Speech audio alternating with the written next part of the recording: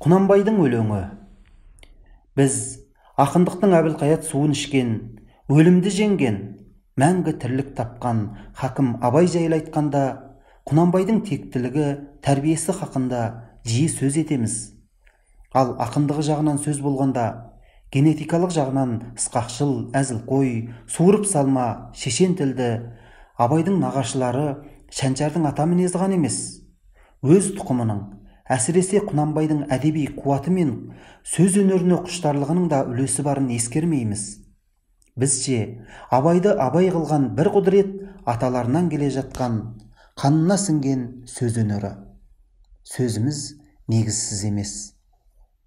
Ұлы Мұқан Мұхтар Әуезов тобықтының сол күндегі берік, жүйрік, табан шөңгел бие деп атаған арғатасы Кеңгірбай да өлеңнен қара жаяу болмапты. Кеңгірбай Абайдың 4-ші атасы Айдоспен бірге туысқан жігітектің баласы. Тобықты елі Шыңғысқа келгенде Шұнай, Доңғалаң тауларына дейін жайлап отырған уақтардан Көкен тауына дейін, онан ары Семей тауды да қайтарып алыпты. Кеңгірбай би сол Семей тау маңында Арқалық бұлағын жайлап жүреді. Бір жылы мылтықты солдаттар ертіп келген уақтар көп кісімен бір түнде Кеңгірбайдың аулын қоршап алады да өзін Семейге алып кетеді. Ел хабарланып, артынан қуа жеткен Көбей деген кісіні мылтық кезеген солдаттар Кеңгірбайға жақындатпайды. Сонда Кеңгірбай өлеңдетіп бүйдейді. Жар жағалай жүгірген ақ киімді, атым Көбей дегенде жұрт сүйінді. Бір жастан, 2 жастан 90 сиыр, мұны тапқан жігітке не қиынды. Мұны естіген Көбей елге келіп, қабекем сөйлесіп, тайынша аралас 90 сиырға басын босатып алмақ болған екен, осыны жинауымыз керек дейді. Сол күндегі тобықты Кеңгірбайды құрметтеп қабекем деп атайды екен. Бұл хабар Балқаштағы тобықтыларға жетіп, Қараменде би 2 кісі жібереді. Бермек сиырдың жартысын біз төлейміз. Қазір айдап жетуге қиын. Ол жақтан жинап 45 сиыр беріңдер. Оған орай малды біз де айдатамыз. Кеңгірбайды босатып алыңдар дейді. Кеңгірбай жұмбақ өлеңмен өз жайын жеткізіп, ел жұрты 90 сиыр беріп, басын босатып алған. Қысылғанда мұндай жинақы, астарлы, қыздың жиған жүгіндей келісті бір шумақпен бүкіл істің беталысы мен шешімін жеткізген ақындық қуат емей немене.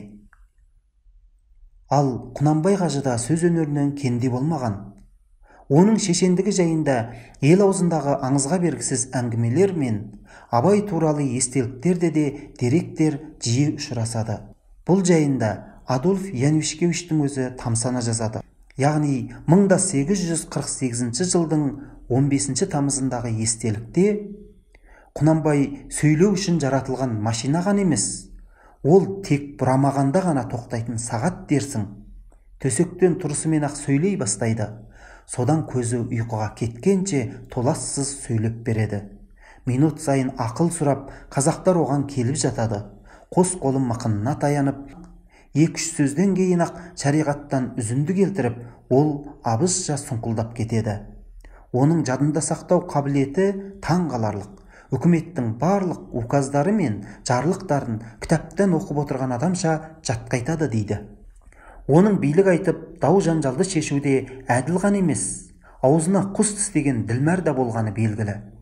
Ақат Шәкәрімұлы өзінің естелігінде Құнанбайдың әдеби қуаты жайлы, оның сөйлеген сөзін естігендер Құнанбайдың сөзі бұлақтай ағып, өлеңдей қисынып, тыңдаушыны ұйытып жіберетін еді деседі.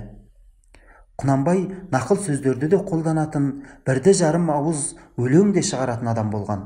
Бірақ өлең жазып, оның жолына түспеген көрінеді дейді. Демек, Құнанбай қажының да өлең өнерінен құржаяу болмағаны анық. Бір қанша жылға созылған тобықты елі мен Қаржас елінің арасында жер дауы бітімге оңай тоқтамай, төтенше съезге түседі. Съезде тобықтылар атынан Құнанбай, Қаржас жағынан Мұса Шорманұлы шығыпты. 2 би біраз ырғасып, жөнді бітімге келе алмай, біраз отырысыпты. Мұса бір сөзінде, менің ата-бабама бақыт қонған, біздің мәртебеміз биік, салмағымыз басым, Байтақ жатқан елім бай, көкорай шалған жерім бар, шалқып жатқан көлім бар деп шалқи сөйлепті.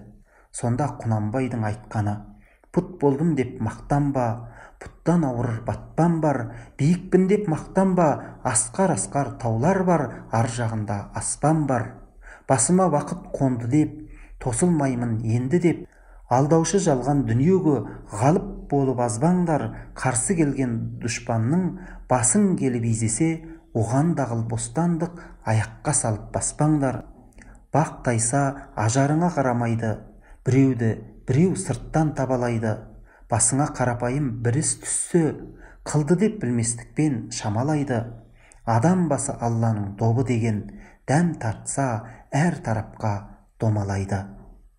Жұрт бәрекелді, Құнекең тауып айтты депті. Әрине, аузы дуалы, сөзі куәлі. Қаз қатар дізілген сөз дестесімен айшықты өрілген өмір философиясы. Тағы бір дерек: қажыдан келген жылдың қысында Құнанбай үйінде түстеніп отырған бір топ адам ішінен біреулер шаруа қайтсе оңалады, мал жан қайтсе аман болады деп сұрапты.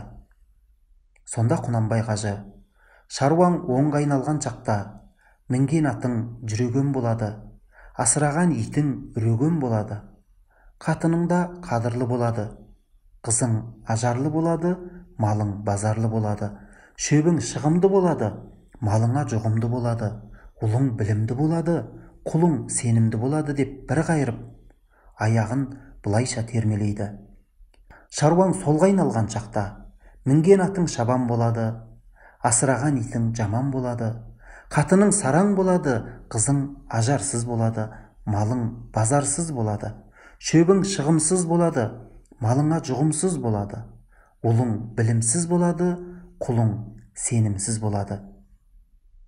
Билер сөзінің сарынын сақтаған бұл жолдардан Құнанбайдың биік парасатымен қоса тілінің шұрайын, ойының қуатын, өлең өнерінде болуға тиіс көркемдік тәсілдерді байқаймыз. Көркемдік демекші, Құнанбайдың бүгінде халықтық мақал мәтелге айналған шешендік сөздері де болған. Ер болсаң бопсаға шыда, арымнан жаным садаға, жанымнан малым садаға. Жаралы кісі жамалар, жамаларда қуанар.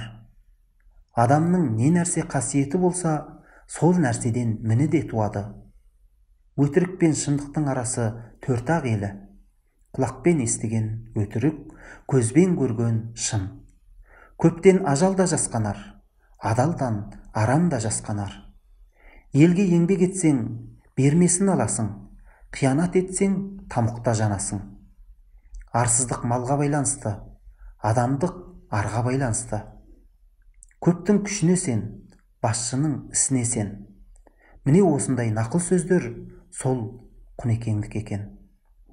Бұл сөздердің жинақылығы, айшықтылығы, ершімділігі сияқты көркемдігі мен терең философиялық мағынасы қуатты әдеби қабілеттің арқасында ғана мүмкін болуға тиіс. Демек, А. Януишкевичтің абызша сұңқылдап деуінің астарында Құнанбайдың тілдік құнарының, кең мол пішілген көркемдік ойлау қуатының сөзбен сомдалған сұлбасы жатыр.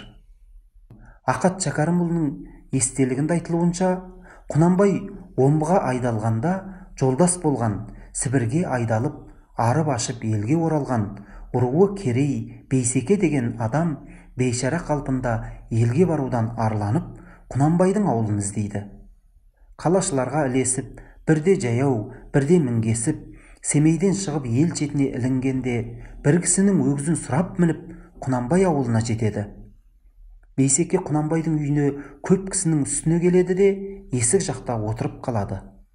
Сәлден кейін көзі түсіп, есік жақтағы Бейсекені таныған Құнанбай орнынан тұрып, Бекеңе қарай бара жатып, айтқан өлеңі дейді: жаңылмас, қате баспас хан болама, табжылмас, табан таймас жан болама, бәйгеге күнде қоссаң алдым бермес, тұлпарда арықтаса сән болама.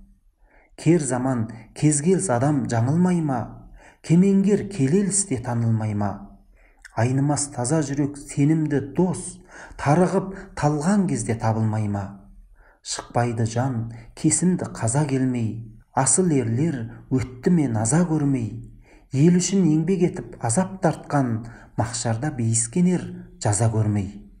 Құшақтап көрісіп қасынан орын берген Құнанбай неше күн күтіп, кетерінде жақсылап киіндіріп ат мінгізіп қайтарады.